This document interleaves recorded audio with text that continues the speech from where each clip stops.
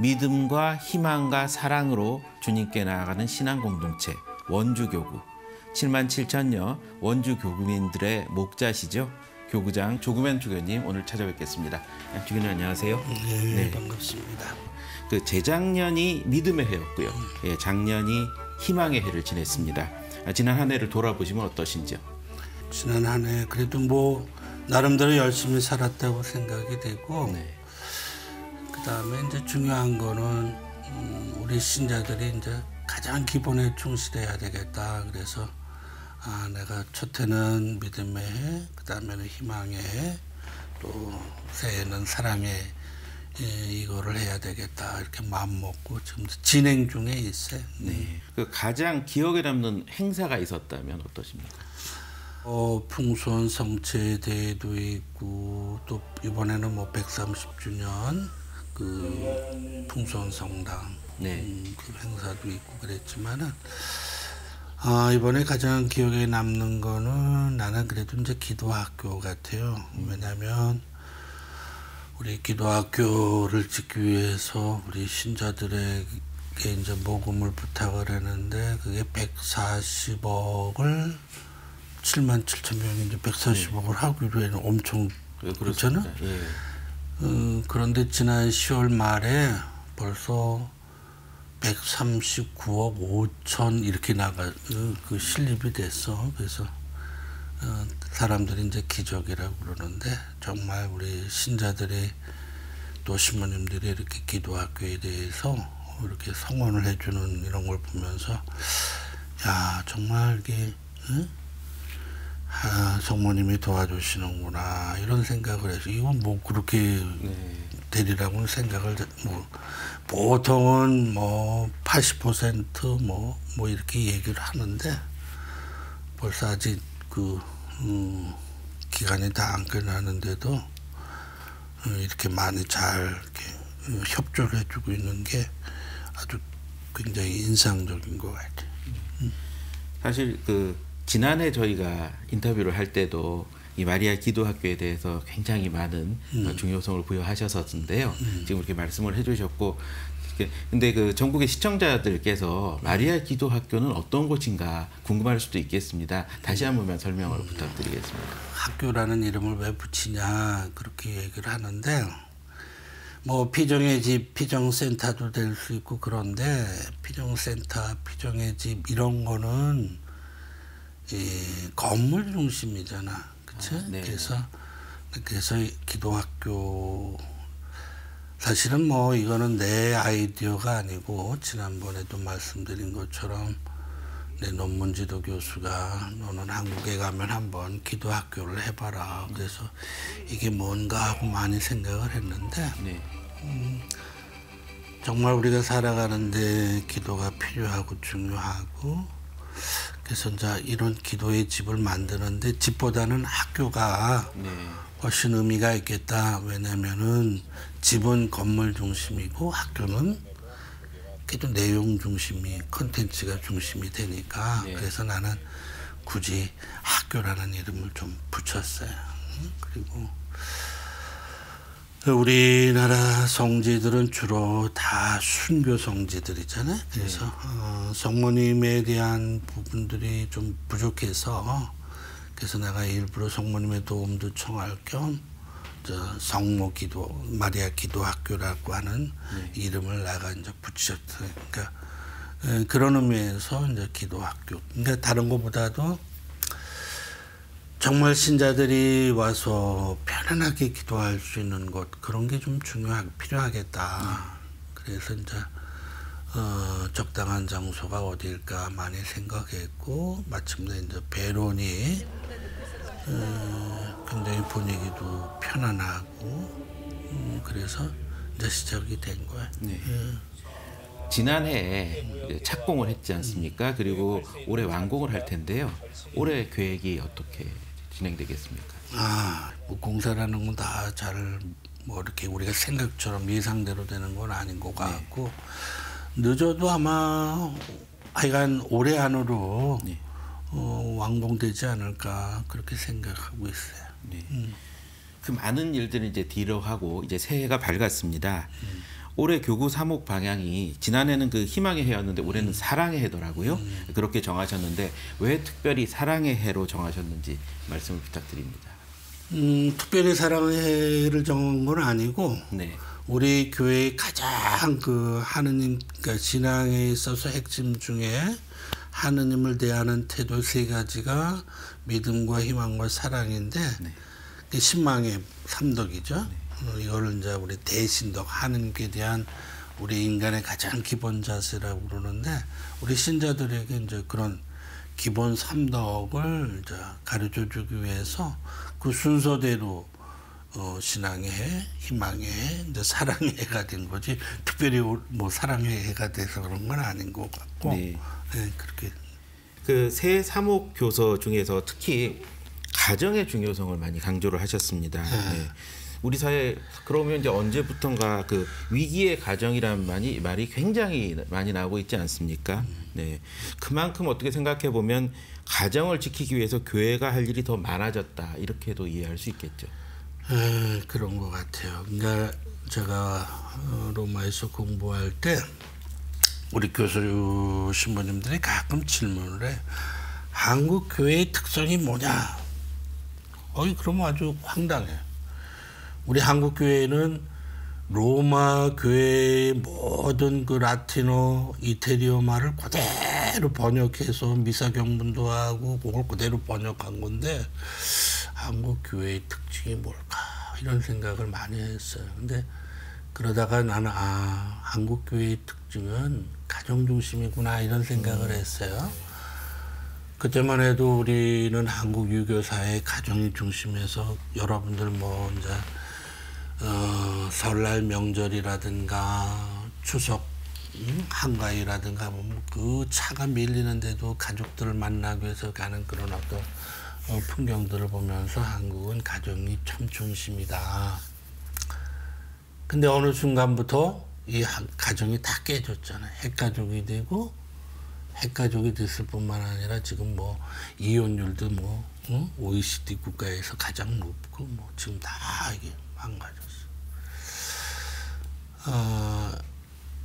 그래서 이 가정을 회복해야 되는 문제가 정말 시급하구나. 왜냐하면 가정을 이렇게 강조하는 건 저뿐만이 아니고 벌써 지금 이번에 그 세계 주교 대의원회가 청소년 문제를 했지만 청소년 문제에 앞서서 가정에 대해서 2차례 예비 모임도 하고 또 본 총회도 하고 네. 교황님도 가정이 그만큼 중요하다고 생각했는데 저도 거기에는 공감을 해요. 그러니까 그런 거예요. 우리 본당 공동체가 우리 교구 공동체가 행복한 교구 공동체다라고 이야기하려고 하면 그 기준이 뭘까? 그 기준은 다른 거 아니에요.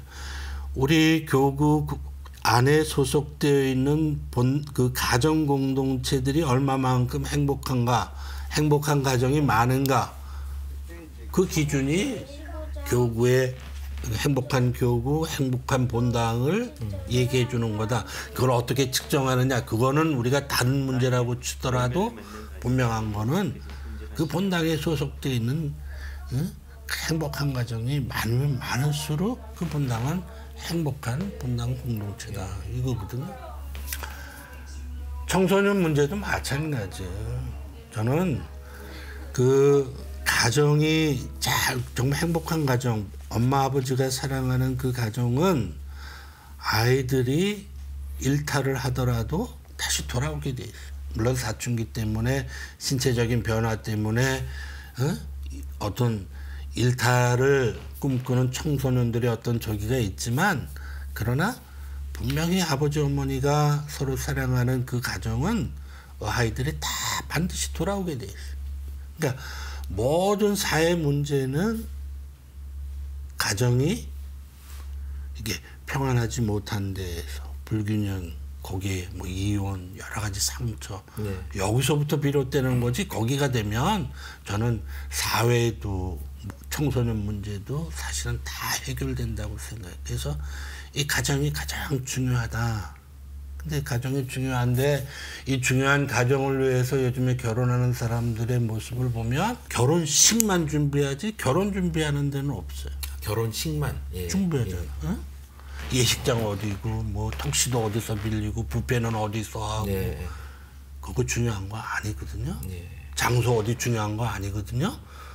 몇백만 원, 몇천만 원 호텔 중요한 거 아니거든요. 더 중요한 거는 두 사람이 앞으로 어떻게 얼마만큼 사랑하면서 이거 중요한데 이거 가르쳐주지 않잖아요. 교회가 가르쳐줘요? 교회 가르쳐주는데 교회법만 가르쳐주잖아요. 이혼할 수 없다는 거. 그래서 무슨 혼배 가르쳐주고 그래도 정 뭐 이혼하게 되면 법원 전화번호 가르쳐주고 이거는 이혼이 아니라 원천 무효다 뭐 이런 걸 가르쳐주고 아니잖아요. 그게 아니라 정말 두 사람이 서로 행복하게 살아가기 위해서 무엇이 필요한가.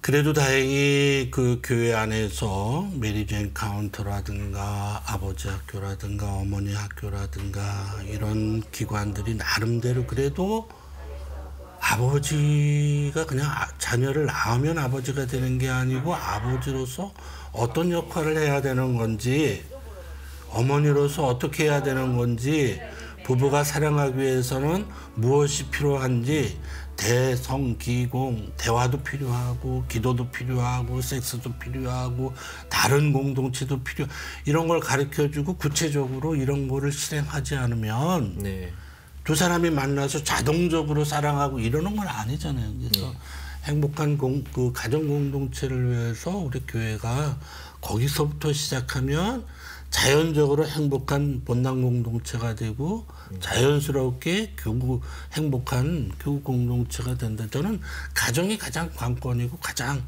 그 작은 교회로서 가정교회라는 말도 뭐 교황님도 사용하고 교회도 많이 사용하는데 그건 맞는 말이에요. 거기서부터 시작해야 되고 그래서 교회가 이 지금 무너지는 이 한국 사회의 가정을 다시 회복시켜야 돼요.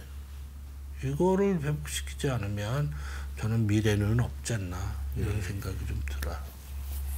특별히 그러면 우리 가정 공동체를 지키기 위해서 원주 교구에서 특별히 계획하고 있는 부분이 있으신가요? 그래서 이제 우리 오랫동안 가정사업부가 없었는데 이제 가정사업부 새로 하고 저는 기회가 있을 때마다 모든 부부들에게 하여간 메리제인 카운터를 다녀오든가 아버지 학교, 어머니 학교를 좀 강조하고 있고 나름대로 아주 그분들이 아주 열성적으로 좀 하고 있어요. 그래서 조금 전에 말씀하시면서 세계 주교 시노드 얘기를 해주셨습니다. 지난해 10월에 바티칸에서 이제 개최가 됐는데요. 저희가 그 해외 영상 들어오는 거 보면서 주교님께서 거기 계신 거 많이 봤습니다. 그 우리 교회 주교님들 대표 중 한 분으로 이렇게 참석을 하셨는데요. 그 현장에서 함께 하셨던 얘기를 좀 듣고 싶습니다.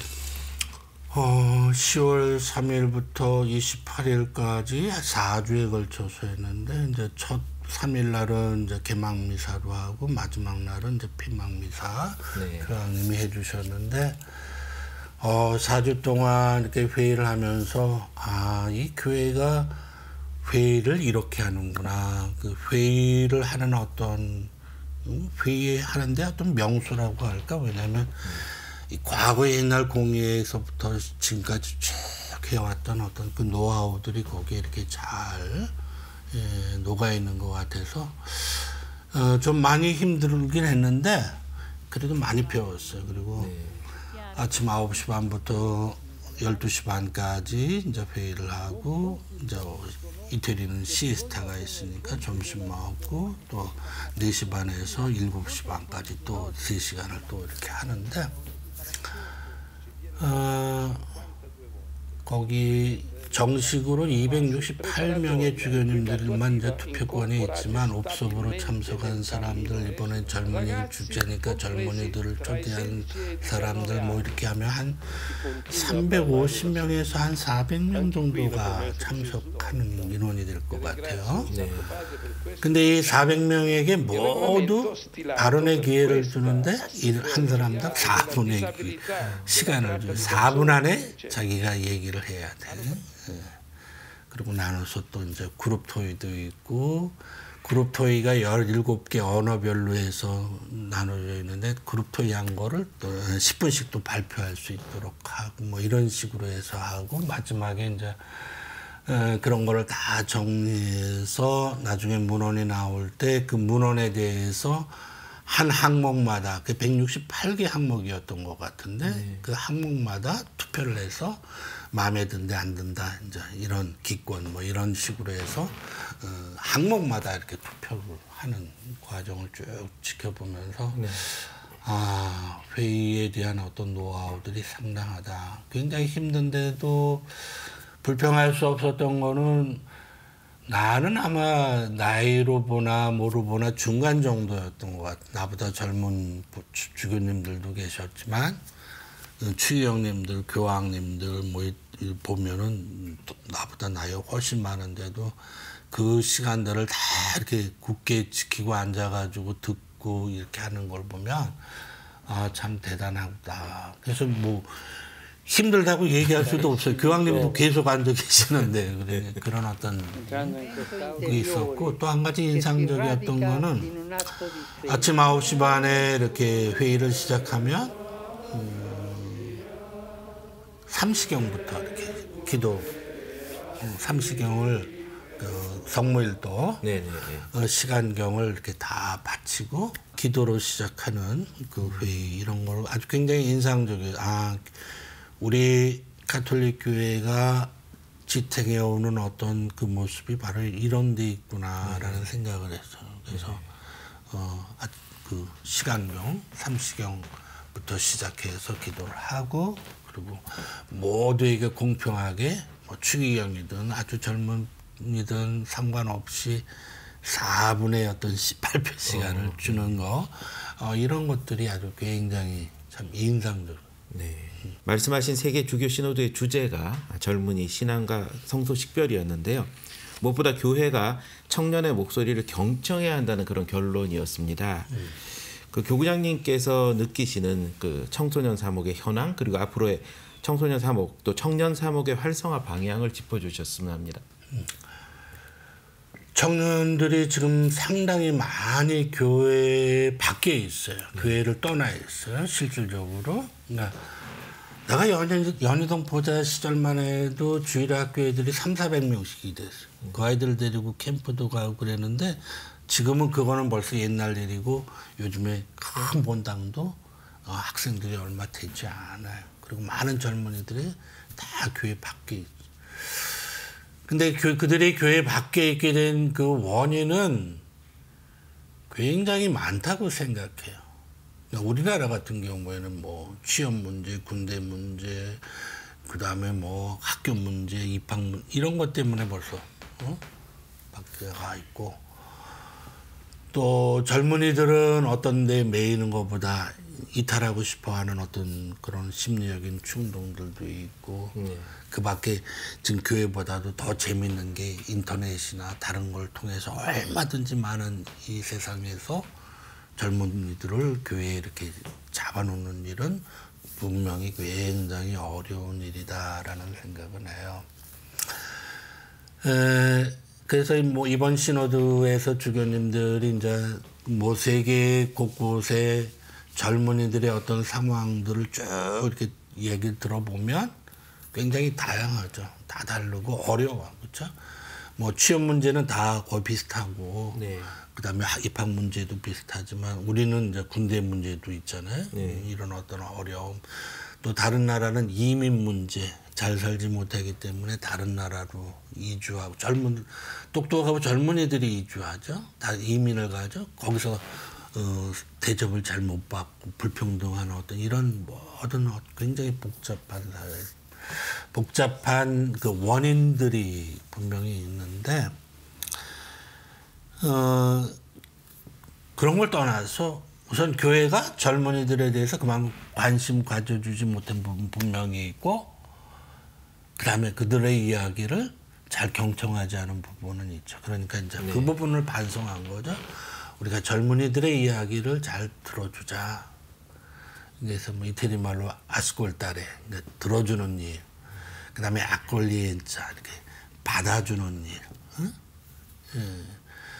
그다음에 이제 악금빵야라고 그래가지고 이 함께 동행해주는 일, 함께 간다. 함께 하는 일, 이게 이제 중요한 거다 이런 이야기를 하죠. 그래서 근데 저는 이번에 처음에 그 문헌 그 자료집에 그 복음을 인용했었어요. 나중에는 새 문헌에는 그게 없어졌지만 그 두 아들을 둔 아버지, 둘째 아들이 돌아올 때 둘째 아들을 반갑게 맞이해주는 그 자비로운 아버지.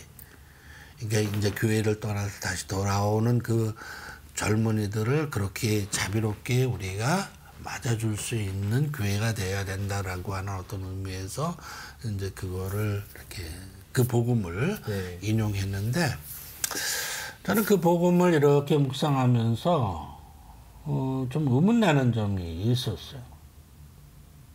거기도 보면 하나들은 자기 재산을 가지고 집을 떠났고 네. 하나들은 집에 남았어요. 이 아들이 다 자기 재산을 다 이제 잃어버리고는 이제 배가 고파서 다시 집으로 돌아왔다. 그걸 맞아주었다. 이제 이런 이야기인데 왜 아버지는 그 아들이 떠날 때 떠나지 않도록 설득하지 못했을까? 큰아들한테는 분명히 뭐 동생이 돌아왔으니까 이거는 다 네 재산이니까 막 설득하는 장면이 있어요. 근데 둘째 아들이 떠날 때 그 설득했다는 얘기가 없고 또 한 가지는 왜 아버지는 그 아들이 돼지가 먹는 음식을 먹는 그런 험한 삶을 사는데 찾아가지 않았을까? 왜 기다리기만 했을까? 이것이 저는 이렇게 좀 묵상을 많이 하게 만들었어요. 그러니까 지금도 교회는 큰아들처럼 교회를 안 떠나고 있는 젊은이들이 있어요. 그리고 상당히 많은 젊은이들이 떠났어요. 그러니까 아마 아버지가 둘째 아들에게도 설득했을 텐데 아무리 설득해도 그 아이들 듣지 않을 때가 있다. 그렇죠? 네. 아버지가 왜 안 찾아갔을까? 그리고 기다리는. 근데 우리에게는 가끔 이렇게 기다려야 되는 때도 있는 거구나. 우리가 아무것도 할 수 없을 때가 있겠구나. 응? 그 아버지가 아들을 기다릴 때 그 기다리는 마음이 어땠을까? 그렇죠? 늘 날마다. 그러니까 아들이 돌아오는 걸 먼저 발견한 게 아버지예요. 그렇죠? 네. 그래서 우리 교회가 이 복음에 나오는 비유에서처럼 교회를 떠난 젊은이들을 정말 애정을 가지고 그 함께 아파하는 마음으로 이렇게 기다려야 되는 어떤 모습도 한때 우리가 가져야 되는 게 아닌가. 교회 안에 있는 큰아들, 그 아들도 사실은 뭐 큰 자기 아버지를 위한 마음으로 이렇게 있었던 건 아니잖아요. 그렇죠? 거기서 보면 큰 뭐 떠난 그 아들이나 여긴 머물렀던 아들이나 뭐 큰 차이가 없었던 어떤 부분들을 이렇게 보면서 자녀들이란 또 젊은이들이란 그럴 수밖에 없을 때가 있는 거고 그럼에도 불구하고 하느님은 또 하느님을 닮아야 하는 교회는 그럼에도 불구하고 이렇게 자비로운 아버지의 모습으로 설득도 하고 기다리기도 하고 이래야 되는 게 아닌가 이런 생각을 좀 했고 이번에 많은 주교님들은 이제 그래도 찾아가는 사목을 해야 되지 않느냐.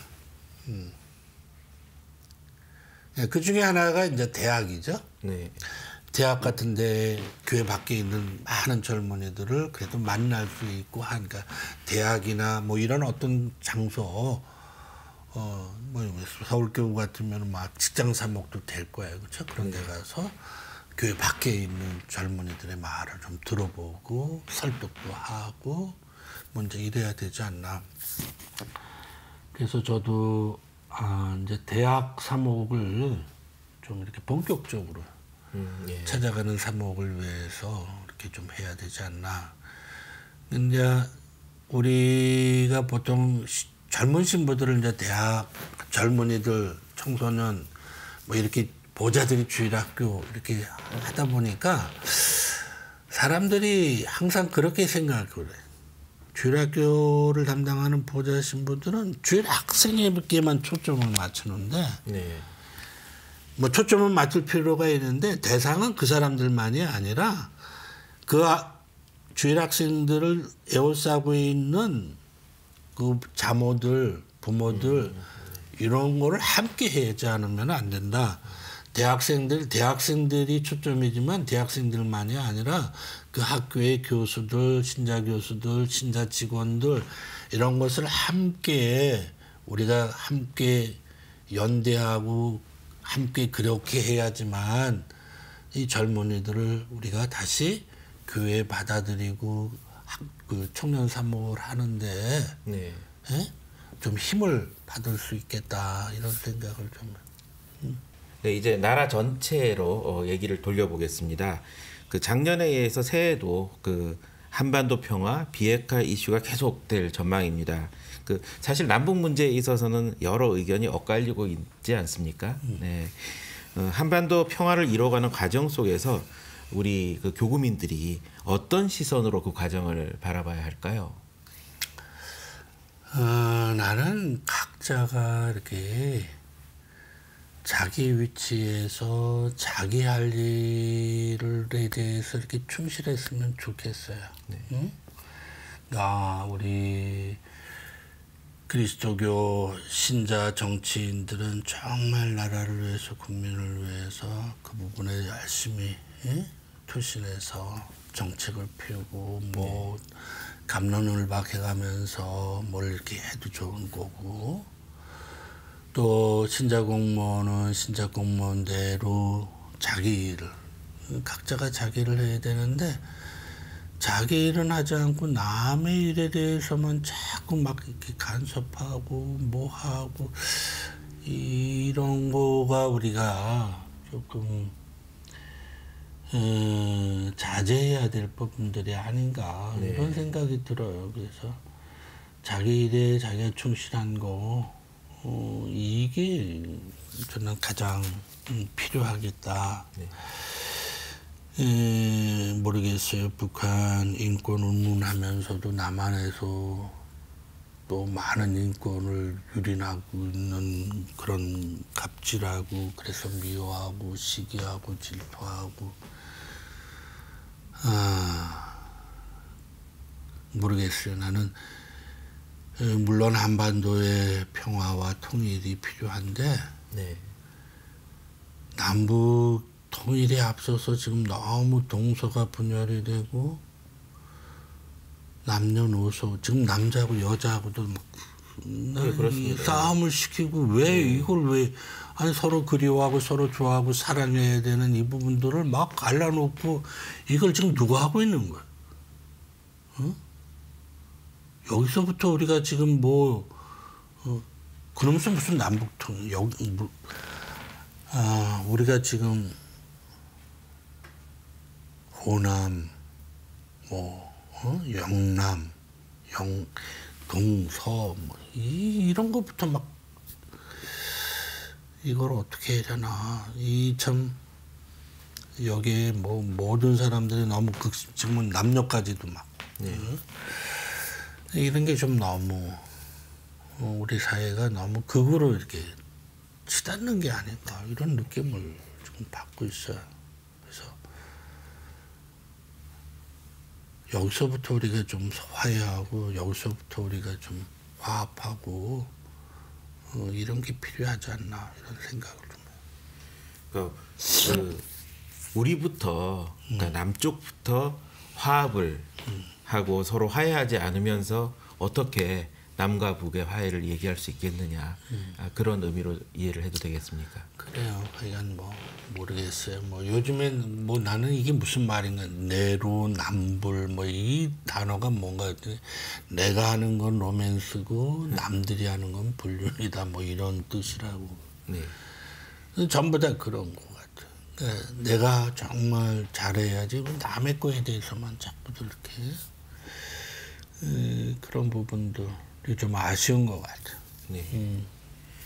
그 새해인데 어두운 얘기를 좀 했습니다. 네. 그 이제 분위기를 바꿔서요. 그 새 마음으로 새해를 시작하는 우리 그 원주 교구민 여러분, 그리고 저희 그 가톨릭 평화방송 시청자 여러분의 그 새해 덕담 부탁드리고요. 덤으로 저희가 한 해를 마음에 담고 살아갈 성구 하나 주시면 감사하겠습니다. 새해가 기해년이죠, 그렇죠? 네. 기해 박해가 1839년이니까 180년 전에, 그렇죠? 네. 또 새해 기.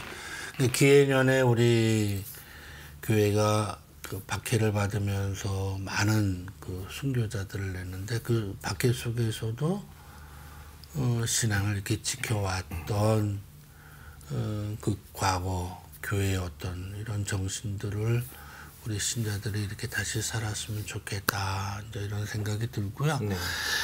네, 저는 성부 말씀을 항상 그래요. 그 사도 바오로께서 데살로니가 전서에서 그렇게 말씀하셨어요. 언제나 기뻐하십시오. 끊임없이 기도하십시오. 모든 일에 감사하십시오. 이것이 그리스도 예수님 안에서 여러분에게 바라시는 하나님의 뜻입니다. 교황님도 이번에 기뻐하십시오, 즐거워하십시오. 그게 필요한 것 같아요. 우리가 기쁘게 사는 일, 감사하면서 사는 일, 그리고 우리 인간의 힘으로 다 모든 게 되지 않기 때문에 그래도 끊임없이 기도하는 일, 이 세 가지가 저는 우리 원주교구 신자들뿐만 아니라 모든 그리스도인들이나 가톨릭 평화방송 시청자들 모두에게 필요한 하나님의 말씀이 아닌가 이렇게 생각을 해요. 네. 네, 언제나 주님 안에서 기뻐하고 모든 일에 감사하면서 흔들림 없이 사랑의 공동체를 이루기 위해서 나아가는 원주교구. 그 맨 앞자리에서 주님 백성들을 이끄시는 분이죠. 오늘 조기만 주교님과 함께했습니다. 예, 주교님 오늘 귀한 시간 내주셔서 정말 감사합니다. 네. 그래, 감사합니다. 네, 고맙습니다.